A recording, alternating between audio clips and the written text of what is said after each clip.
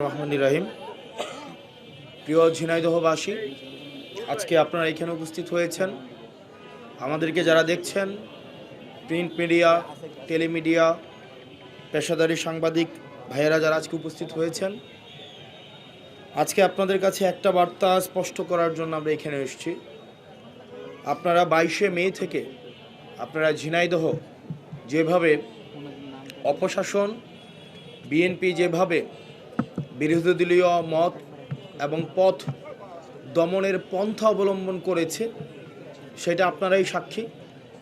আপনারা দেখেছেন 22শে মে আমাদের এনসিপির কেন্দ্রীয় যুগ্ম আমাদের মুখ্য সমন্বয়ক জনাব নাসির উদ্দিন পাটোয়ারি এবং যুগ্ম সদস্য সচিব তারেক রেজা সহ স্থানীয় এনসিপি নেতৃবৃন্দ, ছাত্রশক্তি যুবশক্তির নেতৃবৃন্দের উপরে কিভাবে মসজিদের মধ্যে ঢুকে মসজিদের কম্পাউন্ডের বাহিরে কিভাবে নগ্নভাবে তাদেরকে হামলা করেছে, তাদেরকে হামলা করে তাদেরকে ভিকটিম বানিয়ে আবার তাদের বিরুদ্ধেই মামলা দিয়েছে। একদম সেম আওয়ামী প্যাটার্ন। আওয়ামী লীগের সময় আমরা দেখতাম ছাত্রলীগ, যুবলীগ, বিএনপির নেতাকর্মীদের উপরে হামলা করত, হামলা করে আবার তাদের বিরুদ্ধেই মামলা করত। একই পন্থায় আমাদের এনসিপি যুবশক্তি এবং ছাত্রশক্তির উপরে হামলা করে আবার তারা মামলা দিয়েছে। অন্যদিকে আমরা দেখলাম যখন আমাদের এনসিপির নেতৃবৃন্দ মামলা দেওয়ার জন্য থানায় গেল, আমরা দেখলাম দীর্ঘ 8 ঘন্টা অপেক্ষা করতে হলো। বিভিন্নভাবে সময়ক্ষেপণের মধ্য দিয়ে এনসিপির মামলা যতক্ষণ না পর্যন্ত উপর থেকে রিমোট কন্ট্রোল পরিচালিত না হয়েছে, ততক্ষণ পর্যন্ত এই স্থানীয় প্রশাসন, পুলিশ কিন্তু মামলা নেয়নি। অথচ আমরা দেখলাম ছাত্রদলের মামলা পুলিশ তড়িৎ গতিতে মামলা নিয়েছে এবং এনসিপি, ছাত্রশক্তি এবং যুবশক্তির নেতাকর্মীদেরকে গণহারে গ্রেফতার করছে, বাসায় অভিযান চালাচ্ছে, ডিবি সাদা পোশাকে তুলে নিয়ে যাচ্ছে এবং আরও ভয়ঙ্কর বিষয় এবং আতঙ্কের বিষয়, ডিবি সাদা পোশাকে তুলে নেওয়ার পরেও দায় স্বীকার করছে না। এবং এটা খুবই, আমরা আওয়ামী লীগের সময় যেভাবে দেখতাম বাসা থেকে সাদা পোশাকে তুলে নিয়ে যায়, ওয়াইনকে সেভাবে তুলে নিয়ে যাওয়া হয়েছে, আশিককে একইভাবে তুলে নিয়ে যাওয়া হয়েছে। আমরা দেখলাম গতকাল আশিকের আইনজীবী থাকা অবস্থায় আমরা দেখলাম ওয়াইনকে কোর্টে প্রসিড করা হয়নি। আমরা দেখলাম কোর্টের সময়, আদালতের সময়, অফিসিয়াল সময় শেষ হয়ে যাওয়ার পরে কোর্টে ওয়াইনকে প্রবেশ করানো হয়েছে এবং তার জামিন নামঞ্জুর করা হয়েছে। অন্যদিকে আজকে আমরা দেখলাম আশিকের আইনজীবীকে বাংলাদেশের কোর্ট প্রাঙ্গণে, আইনমন্ত্রীর এলাকার কোর্ট প্রাঙ্গণে আশিকের আইনজীবীকে ঢুকতে বাধা দেওয়া হয়েছে। আমাদের এনসিপির লিগ্যাল উইং, আমাদের লিগ্যাল অ্যালায়েন্স আজকে এই মামলাগুলোকে আইনগতভাবে সমাধান করার জন্য ঢাকা থেকে ঝিনাইদহে এসেছে, কিন্তু আমরা দেখলাম আশিকের মামলা সমাধানের জন্য যখন যাচ্ছে কোর্ট প্রাঙ্গণে আমাদের আইনজীবীকে হেনস্থা করা হয়েছে, বারবার ঢুকতে বাধা দেওয়া হয়েছে। এটি আইনমন্ত্রীর জন্য একটি লজ্জা। এবং এই যে দুটি প্রশাসন, আমাদের আইন বিভাগ এবং পুলিশ বিভাগের আমরা যেই কার্যক্রম গত 4 দিন আমরা দেখেছি, সেটি জুলাইয়ের পরে কতটি পরিবর্তন হয়েছে এই প্রশ্নটা আমাদের সবার সামনে উন্মোচন করে। আমরা জুলাইয়ের পরে আশা করেছিলাম একটি স্বাধীন, নিরপেক্ষ, দল নিরপেক্ষ এবং লফুল একটি পুলিশ বাস্তবায়ন হবে। আমরা অথচ দেখলাম পুলিশ সদস্যরা প্রধানমন্ত্রীর সামনেই বক্তব্য দেয় তারা একটি নির্দিষ্ট দলের চেতনায় উজ্জীবিত এবং এই দলের সাথে তারা কখনোই কোনো কম্প্রোমাইজ করবে না। পুলিশ তো কোনো দলের হওয়ার কথা ছিল না। পুলিশ বিএনপিরও হবে না, পুলিশ জামাতেরও হবে না, পুলিশ এনসিপিরও হবে না। পুলিশ হওয়ার কথা হচ্ছে বাংলাদেশের জনগণের। যেটি আইনগত বিষয় সেটা আইনগতভাবে সমাধান করবে। আমরা অথচ দেখলাম সরকার দলীয় আদেশের অপেক্ষায় থেকে পুলিশ আবারও আওয়ামী লীগের সময় যেভাবে সরকার দলীয় নির্দেশ বাস্তবায়নের স্থানীয়ভাবে পেটুয়া বাহিনী হিসাবে কাজ করত, একইভাবে পুলিশ এখন পেটুয়া বাহিনীর ভূমিকায় অবতীর্ণ হচ্ছে। পুলিশ সদস্যদের একটা অংশ আমাদের কাছে দুঃখ প্রকাশ করে, আমাদের কাছে তাদের অসহায়ত্ব প্রকাশ করে, তাদের পোস্টিং প্রমোশন এবং পদায়নের ভয় দেখিয়ে তাদেরকে আবার দলীয়ভাবে লাঠিয়াল বাহিনী হিসাবে ব্যবহার করতে চাচ্ছে। পুলিশ বাহিনীর ভাইদের কাছে আহ্বান জানাবো, আপনারা এই পেশায় আপনারা আপনাদের দক্ষতা, আপনাদের মেধা, আপনাদের যেই ট্রেনিংয়ের মধ্য দিয়ে এসেছেন, আমরা আপনাদেরকে আহ্বান জানাবো, আপনারা 5ই আগস্ট এবং জুলাইয়ের কথা মনে রাখুন। বাংলাদেশের জনগণের সাথে বিরুদ্ধে গিয়ে আওয়ামী লীগের দলদাস হয়ে পুলিশের যেই পরিণতি হয়েছিল, আমরা বিশ্বাস করি আপনারা পুলিশকে সেই দিকে ঠেলে দিবেন না। পুলিশ জন আকাঙ্ক্ষার বিরুদ্ধে অবস্থান নিবে না। দ্বিতীয়ত, আইন বিভাগকে আমরা দেখলাম আবার বিএনপি আবার দলীয়করণ করার চেষ্টা করেছে। সেই দলীয়করণের অংশ হিসেবে আমরা দেখলাম বিচার বিভাগের যে সচিবালয়, সেই সচিবালয়কে বিলুপ্ত করে দিয়ে বিচার বিভাগকে দলীয়করণ প্রাতিষ্ঠানিকভাবে করার চূড়ান্ত সাংবিধানিক নিষ্পত্তি বিএনপি করেছে এবং এটি আমাদের জাতির জন্য লজ্জার। আমরা 5ই আগস্টের পরে আমরা বিচার বিভাগের স্বাধীনতার দিকে আমরা ধাবিত হচ্ছিলাম। সেটির অংশ হিসেবে আমাদের বিচার বিভাগের আলাদা সচিবালয় করা হয়েছিল, কিন্তু আমরা দেখলাম বিএনপি এসে আবার আওয়ামী লীগের পথে হাঁটছে। এই সচিবালয় বিলুপ্তি করে দিয়ে এই বিচার বিভাগকে আইন মন্ত্রণালয়ের অধীনে নিয়ে এসে বিচার বিভাগের স্বাধীনতা হরণ করেছে। আবার পোস্টিং প্রমোশনের এই অজুহাতে এই পোস্টিং প্রমোশনকে ওয়েপনাইজ করে বিচারকদের স্বাধীনতাকে ক্ষুণ্ণ করেছে এবং সেটির মহড়া আমরা ঝিনাইদহ দেখতে পাচ্ছি। বিচারকরা স্বাধীনভাবে, আমাদের মনে হয় না, এই যে কর্মকাণ্ডগুলোকে যদি আমরা বিশ্লেষণ করি, আমাদের মনে হয় না বিচারকের রায় বিচারালয়ে বসে হয়। আমাদের মনে হয় সেটাও ঢাকা থেকে সেটার রিমোট কন্ট্রোল পরিচালিত হয়। আইনমন্ত্রী যেই ধরনের নির্দেশনা দেয়, আমাদের রাজনৈতিক বিশ্লেষণ বলে সেই ধরনের রায় আবার কোর্ট থেকে সেটাকে আবার প্রেস কনফারেন্সের মতো শুধুমাত্র বিচারকরা স্পোক্সপারসন হিসেবে আইনমন্ত্রী যেমন রায় দেন, লিখে দেন, সেটাকে এই বিচারালয়ে আমরা দেখেছি। আমাদের কাছে মনে হচ্ছে বিচারকরা সেই রায়টাই পড়ে শোনান। প্রিয় সাংবাদিকবৃন্দ, ঝিনাইদহ শুধু একটা টেস্ট কেস, এটা সারা বাংলাদেশের পরিস্থিতি। আমরা সারা বাংলাদেশে দেখতে পাচ্ছি আইন শৃঙ্খলার চরম অবনতি হয়েছে। আমরা সারা বাংলাদেশে দেখতে পেলাম আমাদের হামে শিশু মারা যাচ্ছে, নিউমোনিয়ায় শিশু মারা যাচ্ছে, শিশুদেরকে ধর্ষণ করা হচ্ছে। একই সাথে আমরা দেখতে পেয়েছি বিএনপির নেতারা ফোন কলে বলছে নেতৃবৃন্দদের তাদের 15 বয়সী কিশোর যুবতীদেরকে রেডি থাকার জন্য, সেন্ট্রাল থেকে নেতা আসবে তাদেরকে মনোরঞ্জন করার জন্য। যেই দেশের সরকার দলের একটা স্থানীয় নেতা কেন্দ্রীয় নেতাদের মনোরঞ্জনের জন্য 15 বয়সী নারীদেরকে তৈরি করে রাখতে তৃণমূলকে নির্দেশ দেয়, সেই সরকার শিশুদের ধর্ষণ রোধে কতটা কার্যকরী পদক্ষেপ রাখবে সেটা জনগণের মধ্যে শঙ্কা তৈরি হয়েছে। সেজন্য সরকারের কাছে আহ্বান থাকবে, ঘর থেকেই সাফ কার্যক্রম পরিচালনা করুন। আগে ঘর সংশোধন করুন, আগে দল সংশোধন করুন। দল সংশোধন করলেই তারপরে এই যে আইন বিভাগকে যেভাবে আপনারা দলীয়করণ করেছেন, এইটাকে আপনারা দলীয়করণ না করে সেটাকে স্বাধীন করে দিন। তাহলেই এই যে বিচার বিভাগের উপর আস্থা হারিয়েছে, আমরা দেখলাম রামিসার বাবা প্রেস কনফারেন্সে বলছে যে এই বিচার বিভাগের উপর আমাদের কোনো বিশ্বাস নাই। কারণ বিশ্বাস কিভাবে থাকবে? কারণ বিচার বিভাগ, শাসন বিভাগ, আইন বিভাগ সেটা একভাবে আওয়ামী লীগের সময় যেভাবে গণভবন থেকে পরিচালিত হতো, ঠিক একইভাবে গণভবন থেকেই যেন পরিচালিত হয় সেটারই আয়োজন করা হচ্ছে। আমরা দেখলাম সব জায়গায় দলীয়করণ করা হচ্ছে নগ্নভাবে, সেটা বিশ্ববিদ্যালয় কিংবা বিসিবি কিংবা বাংলাদেশ ব্যাংক কিংবা ইসলামী ব্যাংক কিংবা বাংলাদেশ সব ব্যাংক কিংবা গরু বাজার, কোনো কিছুই বাদ যাচ্ছে না দলীয়করণ করা হতে। নগ্নভাবে যোগ্যতাকে পাশ কাটিয়ে শুধুমাত্র দলীয় পরিচয়কে প্রাধান্য দিয়ে আমরা বুয়েটে দেখলাম যাকে ভিসি দেওয়া হয়েছে।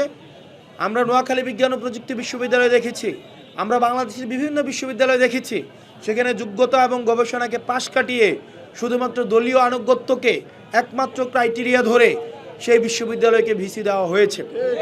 আমরা দেখলাম বাংলাদেশ ব্যাংকে, ইসলামী ব্যাংকে গতকাল একজনকে চেয়ারম্যান বানানো হয়েছে, যিনি জুলাইয়ে আওয়ামী লীগ দ্বারা আমরা দেখেছি আওয়ামী লীগের নিয়োগকৃত একজনকে, যিনি আওয়ামী লীগ নিয়োগ দিয়েছিল বাংলাদেশ ব্যাংকে, যিনি জুলাইয়ে বাংলাদেশ থেকে পলায়ন করেছিল, তাকে এসে বিএনপি সরকার এখন ইসলামী ব্যাংকের চেয়ারম্যান হিসেবে পদায়ন করেছে। এগুলো হচ্ছে অ্যাসালম কোটায়। এই যে অর্থমন্ত্রী, আমরা জানি অর্থমন্ত্রী এবং আমাদের স্বরাষ্ট্রমন্ত্রীর মধ্যে এক ধরনের পাওয়ার কন্টেস্ট চলছে, পাওয়ারের মহরত চলছে। বন্দর কে নিবে, বাংলাদেশ ব্যাংকগুলোকে কে নিবে, বিসিবিকে কে নিবে, যেহেতু এবং অ্যাসালমকে কে দখল করবে, সেগুলো নিয়ে অর্থমন্ত্রী এবং আমাদের স্বরাষ্ট্রমন্ত্রীর মধ্যে এক ধরনের মনস্তাত্ত্বিক দ্বন্দ্ব রয়েছে। এই দ্বন্দ্বের বলি হচ্ছে এই জুলাই অভ্যুত্থান। তাদের দ্বন্দ্বের কারণে দেখা যাচ্ছে অ্যাসালমের সাথে কম্প্রোমাইজ করার জন্য উঠে পড়ে লাগছে। অ্যাসালমকে আবার পুনর্বাসন করা হচ্ছে ব্যাংকগুলোকে, যারা বাংলাদেশ থেকে 94,000 কোটি টাকা এই অ্যাসালমের প্রতিষ্ঠান বাংলাদেশ থেকে বিদেশে ঋণ খেলাপি করেছে। অথচ আমরা দেখলাম জুলাইয়ের পরে তাদেরকে শাস্তির আওতায় না নিয়ে এসে বরং তাদেরকে এখন প্রাইজ অ্যান্ড তাদেরকে রিওয়ার্ড দেওয়া হচ্ছে, তাদেরকে প্রাইজ অ্যান্ড পোস্টিং দেওয়া হচ্ছে। আমরা দেখলাম ব্যাংক আমাদের বিমা আইন, ব্যাংক যে ল আছে সেটাকে সংশোধন করার মধ্য দিয়ে ব্যাংকগুলোকে কিভাবে আমরা এবং মামুরা এভাবে ভাগ করে ফেলা যায়। এখন ব্যাংকের যে আইন রয়েছে এই আইন হচ্ছে আমরা এবং মামুরা। কিছু অ্যাসালম, কিছু স্বরাষ্ট্রমন্ত্রী, কিছু আইনমন্ত্রী, কিছু চিটাগং কোটায়, কিছু কক্সবাজার কোটায় এই ব্যাংকগুলোকে ভাগ করা হচ্ছে, যেটি বাংলাদেশের অগ্রযাত্রাকে থামিয়ে দিবে। সুতরাং আমরা দেখেছি প্রধানমন্ত্রীর হাম্বল নেচার এবং পিয়ার স্ট্যান্ড ছাড়া গত 3 মাসে বাংলাদেশে law and order situation, finance situation এবং আমাদের বাংলাদেশের কর্মসংস্থানের কি অগ্রগতি হয়েছে আপনাদের সাংবাদিকের কাছে প্রশ্ন রেখে গেলাম। আমরা শুধুমাত্র দেখতে পাই প্রধানমন্ত্রী কিছু পিয়ার স্ট্যান্ড করছে, কিছু হাম্বল, কিছু জেস্চার দেখাচ্ছে, সেটি দিয়ে পেটের ভাত এবং বেকারের কর্মসংস্থান হবে না। সেজন্য এবং আমরা দেখলাম স্কুল ফিডিংয়ের বাচ্চাদেরকে যেই স্কুল ফিডিং দেওয়া হচ্ছে, ডিম এবং পাউরুটি দেওয়া হচ্ছে, সেখান থেকে প্রত্যেক সপ্তাহে 17 কোটি টাকা প্রত্যেক সপ্তাহে দুর্নীতি হচ্ছে। আমরা দেখলাম প্রত্যেক বছর বিপুল পরিমাণ অর্থ গরুর হাটগুলো থেকে সরকার পেত। আমরা দেখলাম ইজারা ছাড়া, টেন্ডার প্রক্রিয়া ছাড়া, যথাযথ নিয়ম না মেনে এগুলো হচ্ছে বিএনপির আমরা এবং মামুরা কোটায় বিএনপির যারা নেতৃবৃন্দ আছে তাদেরকে ভাগ করে দেওয়া হয়েছে। প্রিয় ঝিনাইদহবাসী এবং বাংলাদেশবাসী, আমরা দেখলাম এই যাত্রাকে সামনে রেখে, এই যে ঈদ যাত্রা রয়েছে, ঈদের যাত্রাকে সামনে রেখে আবার বাসগুলো ভাড়া বাড়িয়ে দিচ্ছে। 1000 টাকা 1700 টাকা নিচ্ছে, 1700 টাকা 2200 টাকা নিচ্ছে, এবং সেটি হচ্ছে সমঝোতার ভিত্তিতে। বিএনপি অবশ্য চাঁদাবাজি শব্দটা বলতে তারা শরম পায়, সেজন্য তারা এটাকে সমঝোতা বলে। তারা সমঝোতার ভিত্তিতে এই যে ঈদ যাত্রার যাত্রীদের ভোগান্তি দেখার কেউ নেই। আমরা দেখতে পেলাম 1000 টাকা 1400 টাকা 1500 টাকা 1700 টাকা 2200 টাকা পর্যন্ত নিচ্ছে। জনগণের আকুতি দেখার কেউ নেই। এই সরকার হয়ে গিয়েছে অ্যাসালমের সরকার, এই সরকার হয়ে গিয়েছে আবার যারা বাংলাদেশটাকে দীর্ঘ 17 বছর লুট করেছে তাদের সরকার। এই সরকারকে জনগণ থেকে হাইজ্যাক করে নিয়েছে অ্যাসালম, এই সরকারকে জনগণ থেকে হাইজ্যাক করে নিয়েছে চিটাগং কোটা এবং কক্সবাজার কোটা।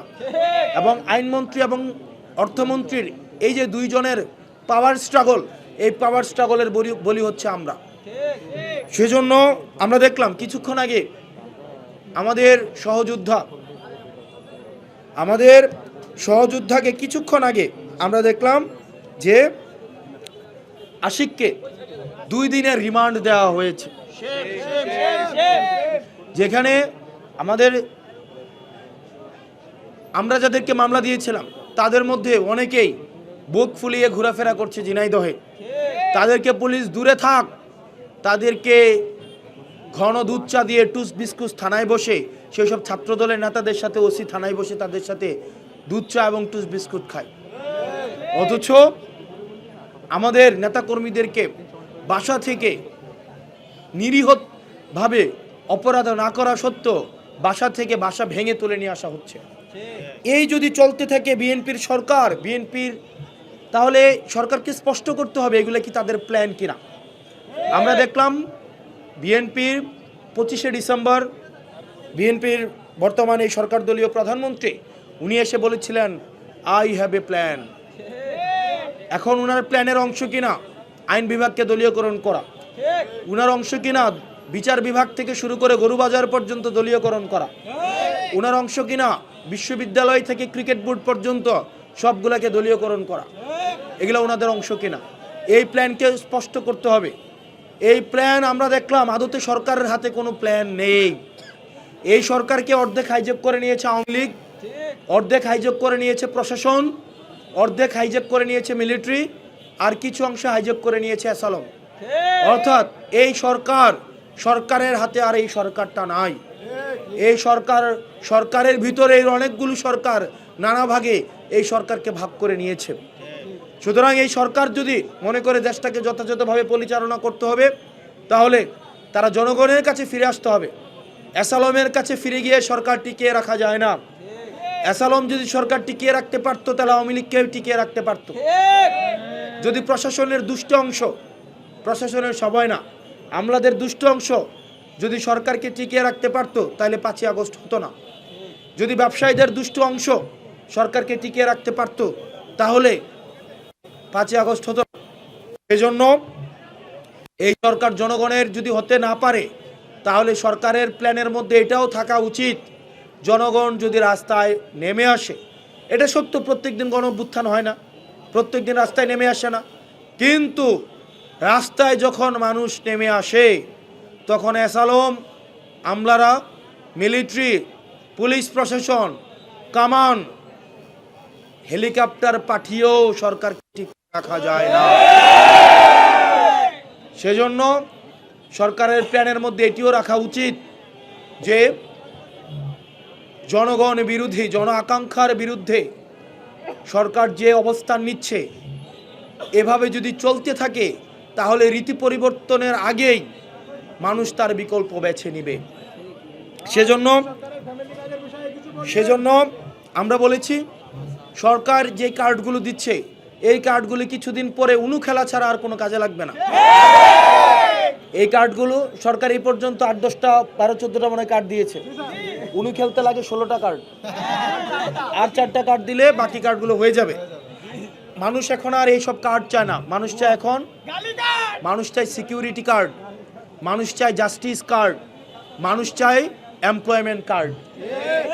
মানুষকে আপনারা এমপ্লয়মেন্ট কার্ড যদি না দেন, মানুষ জাস্টিস কার্ড চায়, মানুষ সুবিচার চায়, মানুষ কর্মসংস্থান চায়, মানুষ এখন নিরাপত্তা চায়। আমরা দেখলাম ল অ্যান্ড অর্ডার সিচুয়েশন সারা বাংলাদেশে যে নাজুক পরিস্থিতি সৃষ্টি হয়েছে, এভাবে চলতে থাকলে আমাদের কাছে আসলে মনে হয় মাঝে মাঝে আমরা কি বিএনপির আমলে আছি নাকি আওয়ামী লীগের আমলে আছি, এটা পার্থক্য করা আমাদের জন্য দুর্বিষহ হয়ে যায়। সেজন্য এই সরকারের কাছে আহ্বান থাকবে, এই যে আপনারা নগ্নভাবে দলীয়করণ করছেন, সমঝোতার ভিত্তিতে যেভাবে সরকার চালাচ্ছেন, আপনারা জনগণের কাছে যান। 3 মাসের মাথায় স্বরাষ্ট্রমন্ত্রীকে ভুয়া শুনতে হয়। 3 মাসের মাথায় আমরা তো পুলিশ প্রোটোকল ছাড়া, পুলিশ তো আপনাদের সামনে থাকে পুলিশের গাড়ি, আর এখন পুলিশের গাড়ি আমাদের পিছনে থাকে, আমাদেরকে এখন দৌড়ের উপরে রাখে, আর আপনাদের সামনে থাকে পুলিশের গাড়ি 3টা। পুলিশের 3টা গাড়ি সামনে থাকার পরেও জনগণ আপনাদেরকে ভুয়া বলে। তার মানে পুলিশের গাড়িটা যখন সামনে থেকে পিছনে যাবে তখন পরিণতি কি হবে চিন্তা করেন তো একবার। মাত্র তো 3 মাস। সুতরাং জনগণ চায় সেটা শুনেন। জনগণ কি চায় সেটা শুনেন। বিরোধী দলকে দমন এবং নিপীড়নের যে আওয়ামী পন্থা আপনারা বেছে নিয়েছেন, এই পন্থা কাজ করবে না। এবং গণভোট আপনারা 70% জনগণের বিরুদ্ধে আপনারা গিয়েছেন। আপনারা মনে করেন জনগণ বোকা। আপনাদের দলের মানুষ ফ্রাস্ট্রেটেড আপনাদের উপরে। আপনাদের দলের মানুষরা আমাদের কাছে এসে দুঃখ করে যে কার জন্য পরিশ্রম করলাম। কিছুক্ষণ আগে ঝিনাইদহে আসছি, একটা জায়গায় কিছুক্ষণ অপেক্ষা করেছি, সেখানেও বিএনপির অনেক নেতাকর্মী এসে বলে গত 17টা বছর কার জন্য মামলা খাইলাম, জেল জুলুম খাটলাম। ফাঁসির আসামি ছিলেন বিএনপির এক নেতা। উনি এসে বলে এই দলটাকে দিকে যখন তাকাই মনে হয় না এই দলটার জন্য আমরা 17 বছর জেল জুলুম করেছি, খেটেছি। এই দলটার দিকে তাকাইলে মনে হয় না, এই দলটা মনে হয় অনেকটা আওয়ামী লীগের পোশাক পরে এই দলটা এখন পরিচালিত হচ্ছে। সুতরাং বিএনপির প্রতি আহ্বান থাকবে, আপনাদের যে নেতাকর্মীরা দীর্ঘ 17 বছর নির্যাতন নিপীড়ন জেল জুলুমের মধ্যে গিয়েছে, তারা কেন জেল জুলুমে গিয়েছে আপনারা সেই বিষয়টা আপনারা দেখেন। আপনারা নিজের মুখেই বলেছিলেন, মির্জা ফখরুল সাহেব বলেছিলেন ওনারা ক্ষমতায় আসলে ওনারা র্যাবকে বিলুপ্ত করবেন। আমরা দেখলাম ওনার ক্ষমতায় আসার পরে ওনারা হচ্ছেন পুরান বোতলে নতুন মদ, শুধু বোতলটা চেঞ্জ করে আবার মার্কেটে ছাড়ার চেষ্টা করছেন। আমরা দেখেছি বেগম জিয়া গণতন্ত্রের আপসহীন নেত্রী, উনি বলেছিলেন উনি যদি ক্ষমতায় আসেন উনি হচ্ছেন বিচার বিভাগকে স্বাধীন করবেন। কিন্তু আমরা দেখলাম উনার পুত্র ক্ষমতায় এসে সরকার হয়ে বিচার বিভাগকে স্বাধীন তো করেনি নাই, ইউনূস সরকার যতটুকু স্বাধীন করছিলেন ওইটাকেও কেড়ে নিয়েছেন। মাননীয় প্রধানমন্ত্রী, আপনার বাবার জানাজায় বাংলাদেশের লক্ষ লক্ষ মানুষ হয়েছিল। আপনার মায়ের জানাজায় গণতন্ত্রের আপসহীন সবার নেত্রী উনার জানাজায় 40 লক্ষ মানুষ হয়েছিল। আমি বিশ্বাস করি আপনিও চান বাংলাদেশের মানুষ বাদ ভেঙে আপনার জানাজায়ও মানুষ অংশগ্রহণ করুক। এর থেকে যদি কম হয় সেটা নিশ্চয়ই আপনার জন্য সম্মানের হবে না। আপনার যেহেতু সম্মানটা আপনি রাখতে চান, আপনার আশেপাশে যেই কক্সবাজার সিন্ডিকেট, চিটাগং সিন্ডিকেট, অ্যাসালম সিন্ডিকেট রয়েছে তাদের সম্পর্কে সচেতন হন। বাংলাদেশের মানুষ এই 3 মাসে আপনাদের বিরুদ্ধে চলে গিয়েছে। প্রিয় ঝিনাইদহবাসী, আমরা বাংলাদেশের তৃণমূলের এনসিপি, ছাত্রশক্তি এবং যুবশক্তি, নারী শক্তিকে আশ্বস্ত করতে চাই, আপনাদের উপরে কোনো একটা আক্রমণ হওয়ার আগে আক্রমণটা আমাদের উপরে আগে হবে। আপনাদের জেলে জুলুমের জীবন হওয়ার আগে সেটা আমাদের আগে হতে হবে। সুতরাং আপনারা একা নন, আপনাদের উপরে একটা জুলুম হলে সবার আগে আমরা এগিয়ে আসব। আমাদের গতকালের কর্মসূচি ছিল একটা প্রেস কনফারেন্স করা, সেটা আমরা করতে পারিনি বলে আজকে আমরা পায়রা চত্বরে এসে প্রেস কনফারেন্স করে আমরা দেখিয়ে দিয়েছি। আমাদেরকে ভাব কি দিয়ে আমাদেরকে রুখবেন? আজকে রুখেন, আপনারা পারবেন না। একদিন রুখবেন, 2 দিন রুখবেন, 3 দিন বাধা দিবেন, 4 দিন বাধা দিবেন, আমাকে বাধা দিবেন, তারেক রেজাকে বাধা দিবেন, সাইফকে বাধা দিবেন, আমাদের রিফাত রশিদদেরকে বাধা দিবেন। কেউ না কেউ আবার উঠে দাঁড়াবে এই ইনসাফের বার্তা নিয়ে। এই ঝিনাইদহ থেকে আবার কেউ না কেউ উঠে দাঁড়াবে।